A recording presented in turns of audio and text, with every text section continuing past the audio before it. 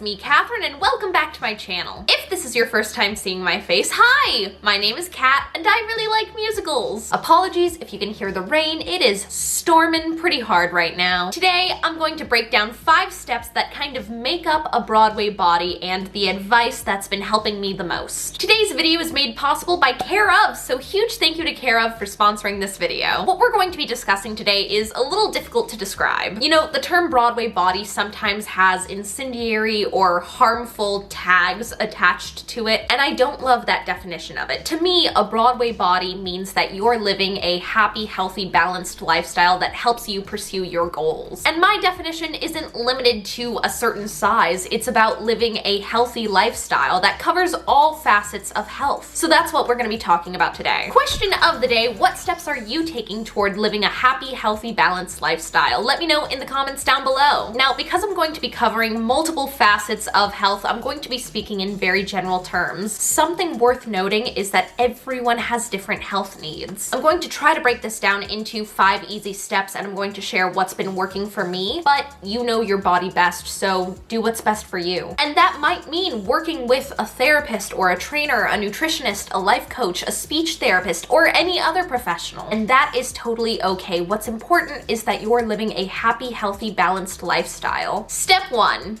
Mental health. This is what I meant when I said the steps are very broad. I've been learning a lot about myself, my mental health, and my coping strategies over the last 1.5 to 2 years. And it's really interesting. I've learned a lot about myself and what makes me feel best and what helps me operate optimally. And it's not what I thought. First off, I have to have days off from work. When you become an artist, your work boundaries become very blurry. Yes, the arts are something that you love and brings you a lot of peace and a lot of joy, but you also have to remember that ultimately it is your work. You can't do it 24/7. That's just setting the stage for burnout. It can be difficult to end the workday when you're not working a traditional 9 to 5 and it always feels like there's work to be done and you don't terribly mind it because you enjoy the work. And that's why setting proper work boundaries is so important. And this is something that I've personally been struggling with both as an actor, a YouTuber, an on-camera host. All of these jobs have never been traditional 9 to 5s for me, so trying to create a real structure to my day and my life has been helping my mental health significantly. So that's my current goal. Another big piece of that puzzle is finding something you love outside of your work, like finding hobbies and things that you enjoy. That's definitely a topic that I've explored a little bit more on my channel and something that I intend on exploring further. Something kind of newer that I've been experimenting with is taking days off from social media, specifically Twitter and Facebook. You know, social media is actually a really big part of my self-care and relaxation routine. Like, I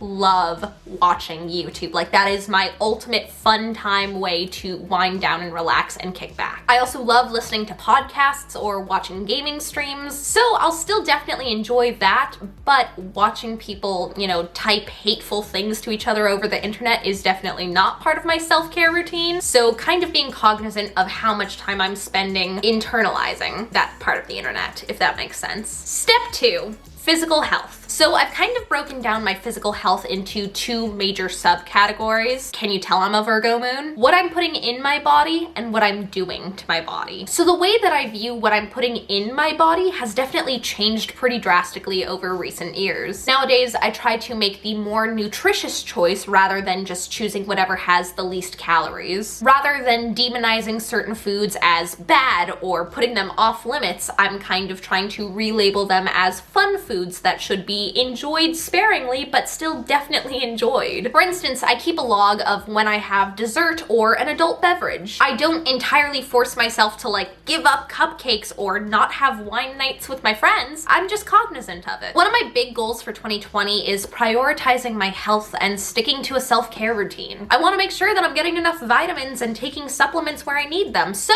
I tried out Care Of this month. Care Of is super transparent. They're really focused on the quality and the science and the research that goes into each of their products and recommendations. They source their ingredients from the best possible places, like their fish oil is made from wild Alaskan salmon. Not only do they prioritize quality, but they're really serious about sustainability. They use compostable, eco-friendly films that are perfect for an on-the-go lifestyle. They have a short 5-minute quiz where you answer questions about your diet, lifestyle, and health needs. Then Care Of is able to recommend vitamins and supplements that you actually need. You get the order shipped straight to your door in these really cute cute little daily packs, and they even have your name on them. Take the quiz today to see what vitamins and supplements Care of recommends for you, and then you can get 50% off your first order with my promo code CAT50. I've been really happy with everything that Care of has sent me and recommended me. I think that was the biggest thing, is that I didn't even know what I needed to supplement. I didn't know what I was missing. I needed that guidance to get there. So huge thank you to Care of for sponsoring this portion of the video. So while we're talking about physical health, let's discuss part 2, what I'm doing to my body. And a really big piece of that has been changing the way that I view workouts. When I go to the gym nowadays, it's really mainly about reducing stress and anxiety, and it's also about like feeling powerful and strong. It's less about trying to look a certain way or seeing a certain number on the scale. In fact, I actually don't weigh myself anymore, and that's been fantastic for me. It's really about just getting out there and seeing what my body can do. I'm also really, really big on sleep. Growing up, I was definitely one of those kids who would be at rehearsal all night and then come home and have hours and hours and hours of homework. I was very involved in clubs and the improv team and outside musicals, and I was also an AP and honor roll student. And I lived on no sleep, and I thought it was so cool of me to like never sleep and like stay up all night learning lines or finishing a report. And I didn't realize how absolutely garbage that made me feel. I now know as an adult that I need 8 hours of sleep, ideally starting around 10:30 or 11 o'clock at night. If I stay out later and get to bed later, that means that I have to sleep in later. I literally just cannot function on less than 8 hours. Trying to create a real bedtime routine and getting to bed at the same time every night has been a godsend for me. I've also been really focused on my immunity. Heyo, topical. Getting really good about washing your hands and keeping sanitizer on you. Avoiding places where you might be exposed to a lot of different germs. I used to resist getting my flu shot a lot growing up. I love my flu shot now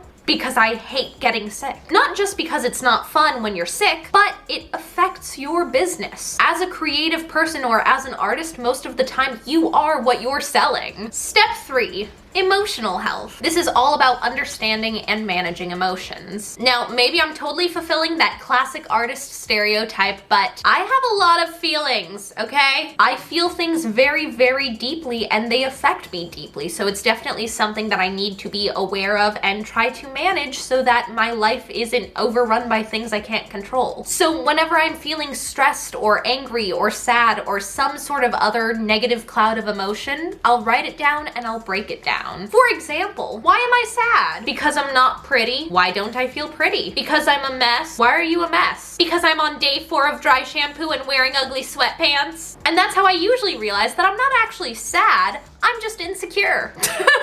The cheeriness with which I just said, I'm insecure.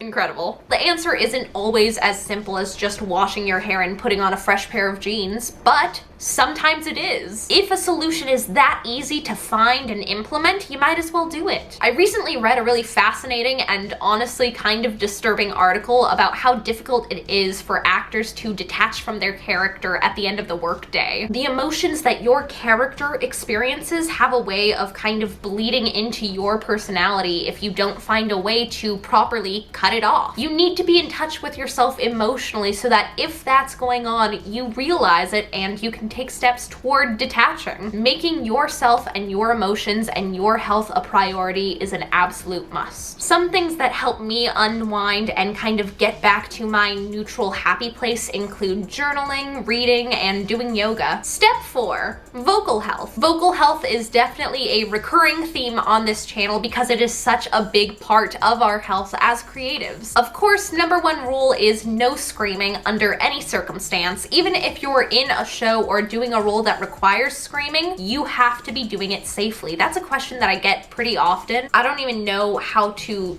teach how to do that safely. Like maybe I just honestly upload a video of myself screaming.